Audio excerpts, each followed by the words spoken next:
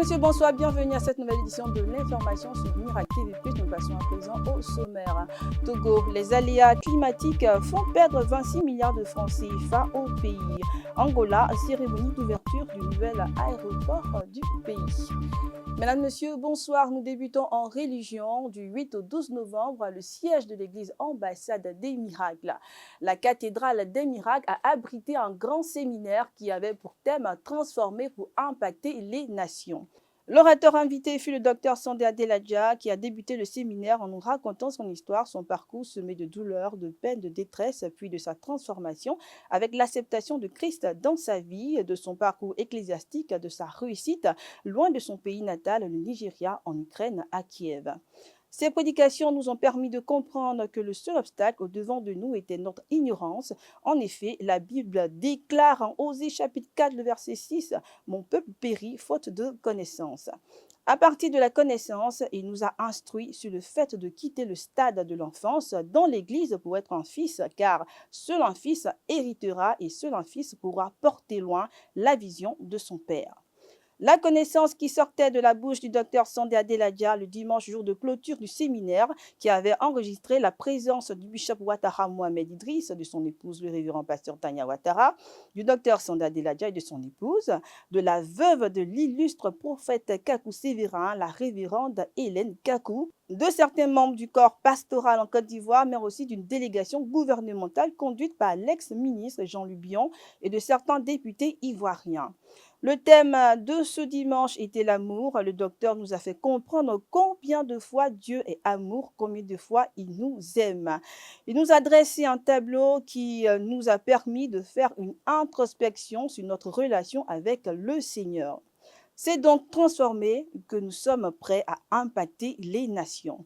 Au sorti de ce culte merveilleux où le docteur Sandé Adéladja et son épouse furent habillés comme des rois du peuple baoulé, peuple vivant au centre de la Côte d'Ivoire, l'ex-ministre Jean-Luc Bion et plusieurs participants à ce culte de toutes les possibilités se sont exprimés au micro de notre reporter Roquel Abi.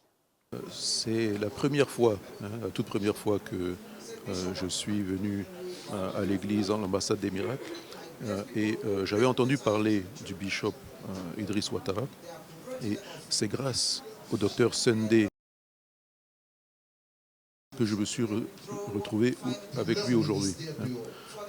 Et j'avoue que j'ai été hautement édifié par le message, la simplicité du message et comment l'amour de Dieu est enseigné dans cette église. Je pense que pour la paix, pour la cohésion, nous avons besoin d'amour et l'enseignement de comment aimer Dieu et non pas se servir de Dieu, mais servir Dieu est un message puissant. Bon, moi, j'en avais entendu parler, je savais qu'il était très écouté, puisque j'avais des collègues, des partenaires qui fréquentent l'église et qui m'en parlaient. Donc déjà de réputation. Et c'était intéressant pour moi déjà de discuter avec lui en privé et de le découvrir dans son église.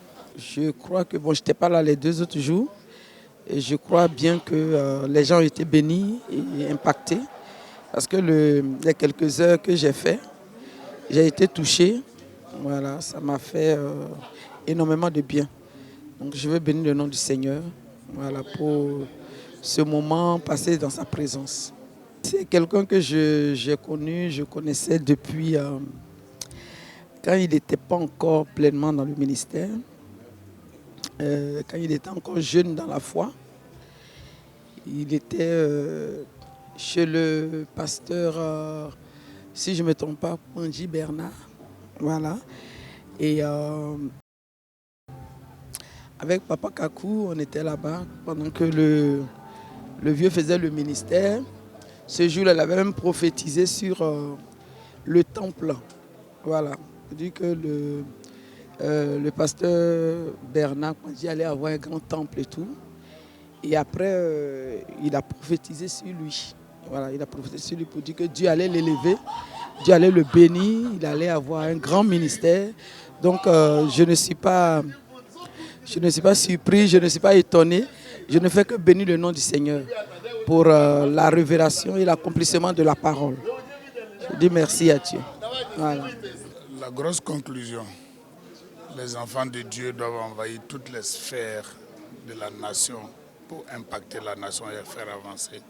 Pour que, comme le dit la Bible, quand les justes se multiplient, le peuple est content. Il faut que les enfants de Dieu envahissent afin que les justes se multiplient et que la Côte d'Ivoire devienne meilleure. J'ai suivi cette conférence parce que nous sommes venus effectivement de Paris aussi pour suivre cette conférence. C'est une bénédiction et aujourd'hui, par cette conférence, nous comprenons encore mieux comment est-ce que l'Église doit fonctionner en tant que royaume pour pouvoir influencer toutes les sphères de la société. Et ce que je retiens vraiment de cette conférence, ça veut dire qu'une Église qui existe et qui n'a aucun impact dans la nation ou qui n'a aucun impact dans la société n'est pas véritablement en train d'accomplir la mission à laquelle le Seigneur nous a assigné et il nous a demandé d'aller, de faire de toutes les nations les disciples. Et donc nous retenons qu'aujourd'hui l'Église doit pouvoir être influente dans la société, dans toutes les sphères de la société. Et vraiment nous bénissons Dieu vraiment pour ce programme et aussi pour l'opportunité que le bishop Ouattara Mohamed Idriss et son épouse ont donné vraiment l'opportunité au docteur Sandé de venir en Côte d'Ivoire et de faire bénéficier vraiment la nation ivoirienne ce programme. Et nous croyons que la machine de la transformation dans cette nation est en marche. Et nous sommes vraiment bénis de ce programme-là. Ce qu'on doit retenir, tout d'abord, je remercie le bishop Ouattara pour vraiment cette invitation via Pasteur Sandé et qui nous a permis tous de découvrir vraiment l'église ambassade des miracles. Ce que je peux dire au jour d'aujourd'hui, c'est que l'église a besoin vraiment d'avoir la connexion sur toutes les sphères. Et moi, étant particulièrement en finance, c'est un vœu que j'ai fait à l'Éternel, que si jamais il me bénit dans le monde de la finance, je vais donner le meilleur de moi-même pour que les autres aussi bénéficient. Parce que je sais que tout enfant de Dieu est capable d'apprendre, est capable de fournir quelque chose d'exceptionnel. Et la finance, comme c'est le socle. Donc pour moi, il faut maintenant mettre les compétences et puis les synergies en place pour qu'on puisse ensemble travailler. Et comme je l'ai dit hier, l'objectif, créer un fonds d'investissement, pourquoi pas une banque pour nous les chrétiens. Au Togo, les aléas climatiques ont engendré 26 milliards de francs CFA en 2022 de perte de productivité, soit 1,23% du PIB au niveau national, a indiqué le ministère togolais chargé de l'environnement via des données rendues publiques sur l'impact des aléas climatiques au Togo. Le Togo a subi une perte de productivité à hauteur de 26 milliards de francs CFA, soit 1,23% du produit intérieur brut en 2020 suite aux aléas climatiques. Les données révélées par le ministère de l'Environnement le 9 novembre, en prélude à la COP28 prévue du 30 novembre au 12 décembre 2023 à Dubaï, indiquent qu'au cours de la dite période, le pays a connu de fortes inondations avec des pertes de superficie cultivable estimées à 6 900 hectares, soit 9 000 tonnes de pertes de productivité. Il va sans dire que le phénomène du réchauffement climatique continuera d'entraver sérieusement notre marche vers le développement et notre prospérité si rien n'est fait pour changer de paradigme et orienter nos économies vers un modèle de développement sobre en carbone et résilient à ces changements. Selon le rapport 2022 de l'Agence nationale de protection civile ANPC, l'impact des aléas climatiques s'est accéléré dans le pays entre 2018 et 2020. Les populations affectées notamment par des inondations, des orages et des vents violents ont augmenté de plus de 700% entre 2018 et 2019, passant de 2 875 à 24 902 et ont atteint 45 361 entre 2019 et 2020. En outre, la part du secteur agricole dans le produit intérieur brut togolais a diminué en raison du changement climatique, passant de 37,3% en 2008 à 24,7% en 2021, selon la Banque africaine de développement. Le gouvernement togolais, avec l'appui financier des partenaires, doit améliorer sa politique d'urbanisation puisque les zones les plus frappées par cet aléa sont symptomatiques des déficits notables en matière d'urbanisation. Il urge aussi une réadaptation du calendrier agricole. Cette réadaptation devrait aller avec l'adaptation des cultures à l'évolution du climat. Le Togo devrait dans de très brefs délais résoudre le problème grâce à la politique de reboisement enclenchée quelques années déjà. Au niveau national, le pays doit continuer à améliorer son système d'alerte précoce afin de mieux anticiper et éviter les catastrophes. Au cours des dernières années, le Togo a renforcé son dispositif institutionnel en matière de lutte contre les effets du changement climatique. En mars 2023, le pays d'Afrique de l'Ouest a adopté un décret visant à stimuler le stockage du carbone. Ce mécanisme devrait contribuer à la réduction des émissions de gaz à effet de serre dans le pays et renforcer la résilience des populations face au choc climatique. Le Salon national du livre qui s'est tenu du 9 au 12 novembre avec une kyrielle d'activités à l'esplanade du Palais des Congrès de Cotonou sous le thème « Histoire et littérature » quand la mémoire nourrit la création littéraire a refermé ses portes. Suivant le résumé de ces 4 jours. Dans le cadre du Salon national du livre, édition 2023 à Cotonou, le jeune public a investi les ateliers sous la coordination des responsables d'écoles et des collèges qui les ont accompagnés.